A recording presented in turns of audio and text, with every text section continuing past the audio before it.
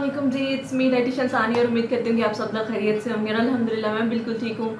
तो जनाब, आज की जो वीडियो है उसका टॉपिक इंटरेस्टिंग भी है और एक मिथ जो है जो हमारे यहाँ क्रिएट हो गई हुई है उसको भी ख़त्म करने की एक वजह बनेगा। जैसा कि मैंने पिछली वीडियो है उसमें बताया था कि स्ट्रॉबेरी मिल्क शेक जो है वो आपकी बॉडी के लिए नुकसानदेह है।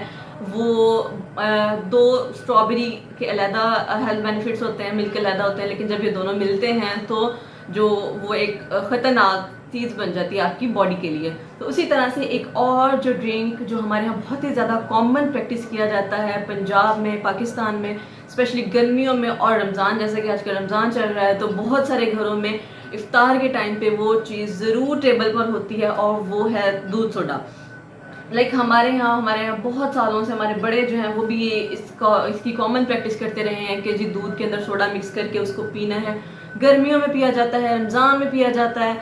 तो जनाब, मुझे आपको ये बताना था कि जी जो दूध है और जो सोडा है, जब इन दोनों को मिलाया जाता है तो क्या होता है कि जो आपके मिल्क के अंदर जो कैल्शियम है वो आपको आपकी बॉडी में एब्जॉर्ब नहीं हो पाती।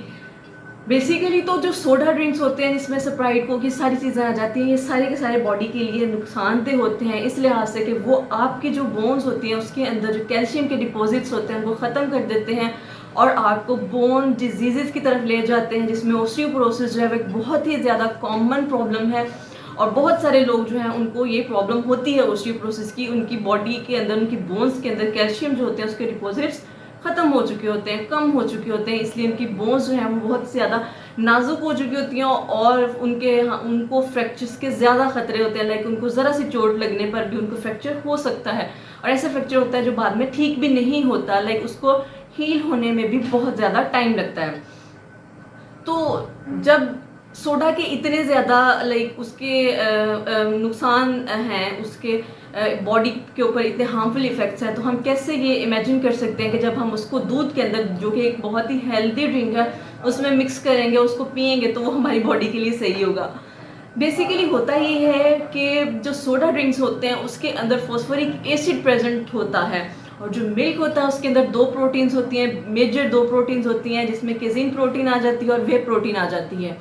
तो जी जो फॉस्फोरिक एसिड है वो क्या करता है, मिल्क की केजीन प्रोटीन के साथ रिएक्ट करता है और जो फॉस्फोरिक एसिड है वो एसिड है और केजीन प्रोटीन जो है वो अल्कली है। तो एसिड और बेस का रिएक्शन होता है और रिजल्ट में क्लम्प्स बनते हैं, मिल्क के क्लम्प्स बन जाते हैं और फिर जब हमारे स्टमक में जाके वो क्लम्प्स क्या करते हैं, वो ये कर देते हैं कि जी आपके जो मिल्क के अंदर कैल्शियम थी उसको आपके ब्लड स्ट्रीम के अंदर ऐड नहीं होने देते, उसको अब्जॉर्ब नहीं होने देते ब्लड में। और जब आपके ब्लड में ही कैल्शियम नहीं जाएगी तो फिर बोन्स में कैसे जाएगी?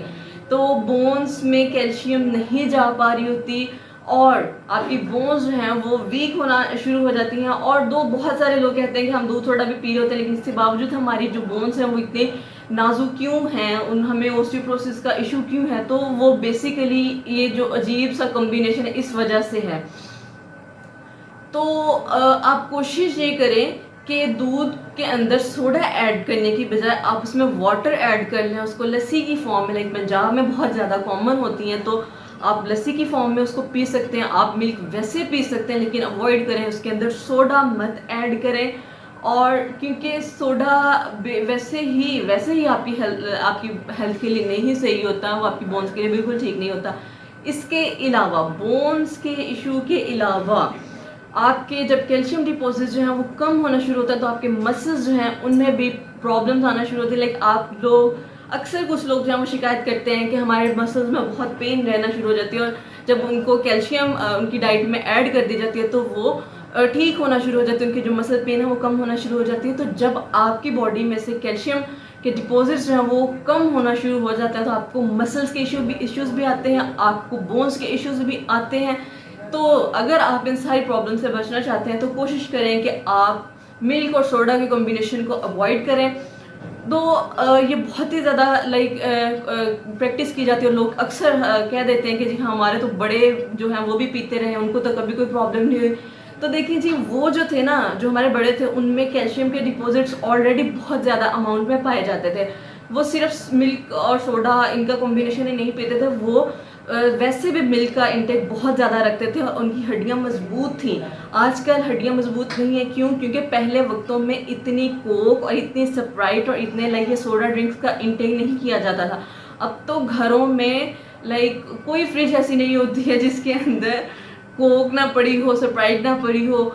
वो ऑलरेडी हम लोग सोडा ड्रिंक्स इतने पी रहे होते हैं कि हमारी जो बोन्स हैं वो वीक हो चुकी होती है, और ऊपर से मिल्क और सोडा का कॉम्बिनेशन पीने के बाद हम बहस स्टार्ट कर देते हैं कि हमारे बड़े पीते रहे हैं तो उनको तो कभी कोई प्रॉब्लम नहीं थी। देखिए उनमें कैल्शियम डिपॉजिट्स बहुत ज़्यादा अमाउंट में थे, तो इसलिए उनका और अपने से कंपैरिजन मत करें, क्योंकि उनकी डाइट्स में और हमारी डाइट्स में जो आजकल की डाइट्स हैं उसमें ज़मीन आसमान का फ़र्क है। तो इसलिए अवॉइड करें मिल्क और सोडा के कॉम्बिनेशन को रमज़ान में भी, इसके अलावा गर्मियों में भी। तो ये थी आज की एक छोटी सी वीडियो, और मुझे एक छोटी सी लाइक एक बहुत बड़ी जो मिथ बन गई हुई है उसको ख़त्म करने की एक छोटी सी मैंने ट्राई किया। होप सो आप लोगों को मेरी आज वाली जो वीडियो है उसकी समझ आई होगी। और इसके अलावा इससे रिलेटेड कोई भी क्वेश्चन हो वो आप कमेंट सेक्शन में कर सकते हैं और सबको उनके आंसर्स भी मिलेंगे।